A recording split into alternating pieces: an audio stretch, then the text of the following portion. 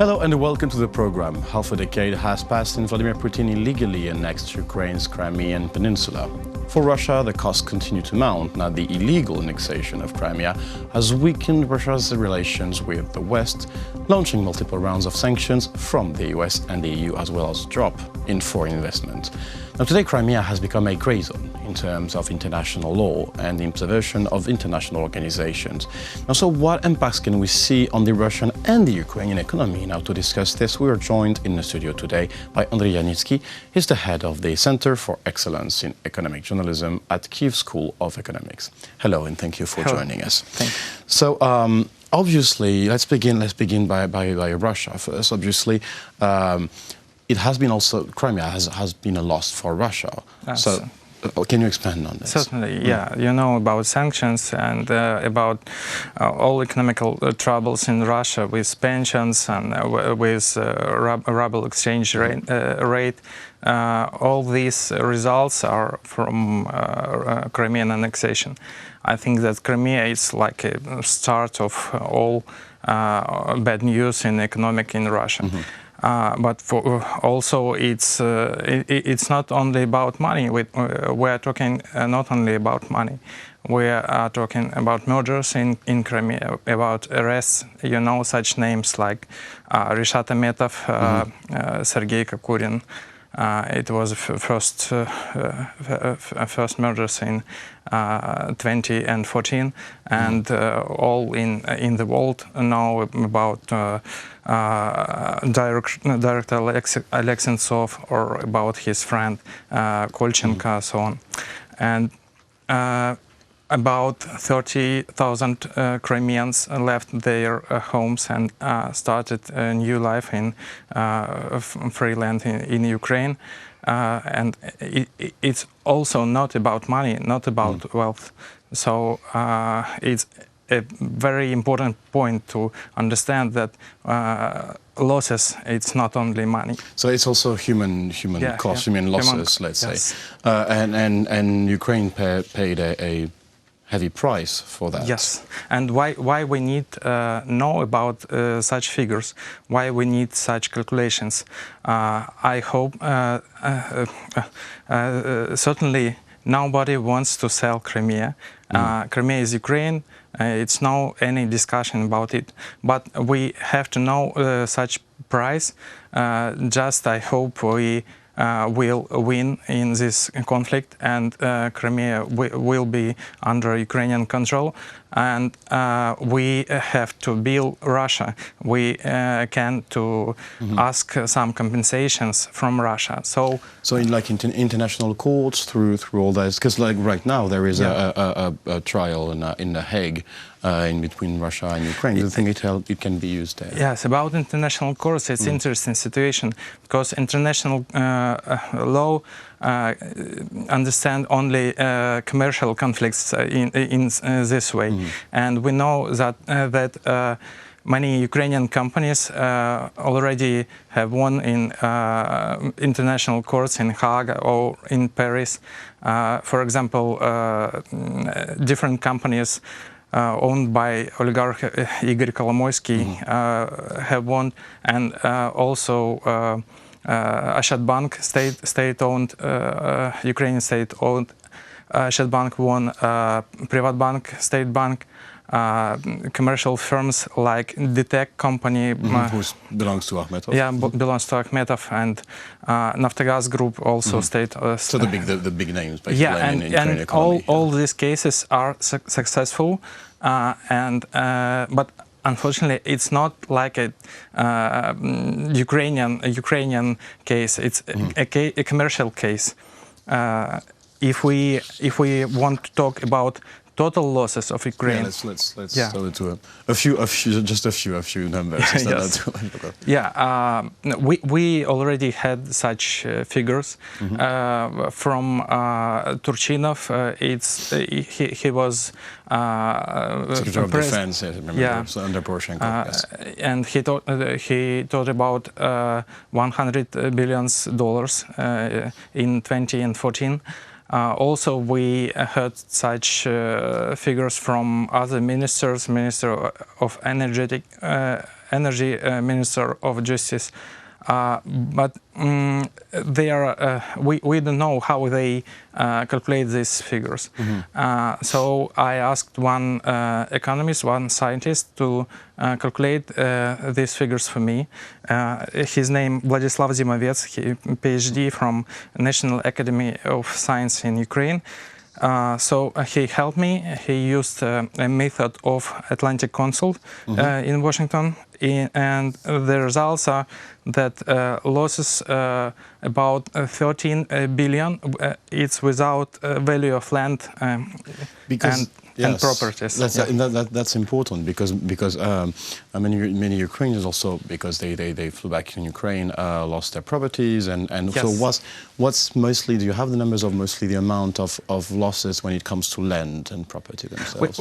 We can use a simpler method, not Zimovets, not Atlantic Council. We just can compare value of economy in 2013 and 2015, for example, and we understand that Ukraine in such short period of time lost about $19 billion. I think this is the cost of Crimea for Ukraine, because all other economical troubles in Ukraine also connected with Crimean annexation. And it's very important to understand that every year this price increased. Goes up and up. Up and up, yeah. And I asked one analytic from invest company Concord Capital, Alexander Parashy. He told me that it can be a price near $7 billion every year. So we can just add this sum every year and understand the whole sum. Now we talked about the human cost, we talked about the loss and in agriculture, but while Crimea was annexed, Ukraine also lost a big access to the sea, into the Black Sea, yes. And a huge part of its coastal access to the sea. It did have, I do believe, that it had like, let's say, an impact on tourism, for example. Is it quantified, that kind of things? I don't know about such figures, but it's certainly I agree that tourism, we lost Black Sea tourism, we lost ports in Mariupol, for example. Mariupol is not lost. Not lost, almost, yeah, yes, but like you've seen this traffic, yes, yeah, we lost some cargo traffic, and unfortunately we can lose more because Russian Navy controlled our whole sea, and NATO ships, unfortunately, very rare came to Odessa port for cautious about it. Yes. We need their support, I think. Now, that's about what Ukraine lost, but what would it cost to Ukraine? Let's say if tomorrow Russia, gives away, except to take its troop out of Crimea, would it cost more, and how much would it cost for Ukraine to rebuild things there? Because there's a problem of water, there's a problem of a lot of things. To rebuild only Crimean, only, which is a big only. Of course. You know that in Crimea there are not any shooting now, and even more Russia invested in Crimea, investing in Crimea every day, huge sums. Maybe part of them was stolen, I don't know, but I think that we need to invest in information in Crimea, in people's minds, not in infrastructure. For Donbass, it's other case. Yeah, maybe for rebuild Donbass, we need foreign support, some international organization, I don't know. But if we talk about Crimea, we need to rebuild not infrastructure, we need to rebuild informational sphere, because now Crimea is just a blank page, maybe just full of Russian propaganda without any objective news, without any objective radio signals, TV signals. Unfortunately, Ukrainian channels are not popular in Crimea, not only because of the quality or something, but because of Russian censorship. Now that's interesting because when you think about Western medias, because it was in 2014, most of the Western medias don't really cover this problem. How can Ukraine at least attract the attention, raise awareness of Western countries and Western medias about this big issue here, without tiring all this? We know some receipts. For example, not receipts. We know some ideas. One of them is Crimean Tatar case, when Ukraine concentrate all our information power in this way, like Crimea is Crimean Tatar land, so on. It's also soft power, diplomatic style, so on.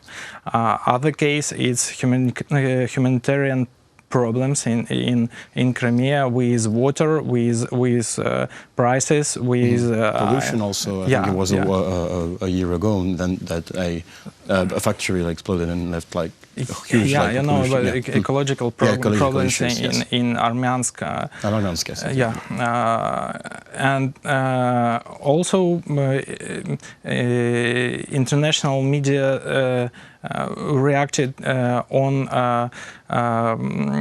sanctions cases when some European companies invested in Crimea. It's forbidden for them, but they do it now. You know that Lithuanian brand Novus works in Crimea, Ashan, French brand, many other brands, Metro Cash and Carry, German brand, and all they said that, oh, we know how they works here. It's a very strange situation. Now, and to conclude this interview, we talked about soft power. We talked about this need for communication, whether for Crimean people or for Westerners. Do you think that? What's your take on the new Ukrainian President Vladimir Zelensky being someone from the media, out of the media? Do you think he, in a way, can help to popularize or at least to raise awareness on this issue? Yes, I hope that Zelensky can crush this wall between Crimea and other Ukrainian lands. He, for example, one my friend from Russia from all this time said me that Liga Smecha is very popular show in Russia in youth, and for me it's like an answer. We can create more interesting informational product than the Russians. Our Liga Smecha better than their Kyiv or something. Our films better than their films. And Zelensky knows about it, and he can do more, I think, in this way. Well, thank you very much for this overview. It was a pleasure to have you in the studio today to talk about Crimean issues and all these topics. As well, Andrii Ianitskyi, head of the Center for Excellence in Economic Journalism at Kyiv School of Economics. Thank you for watching the program, and stay tuned for the rest.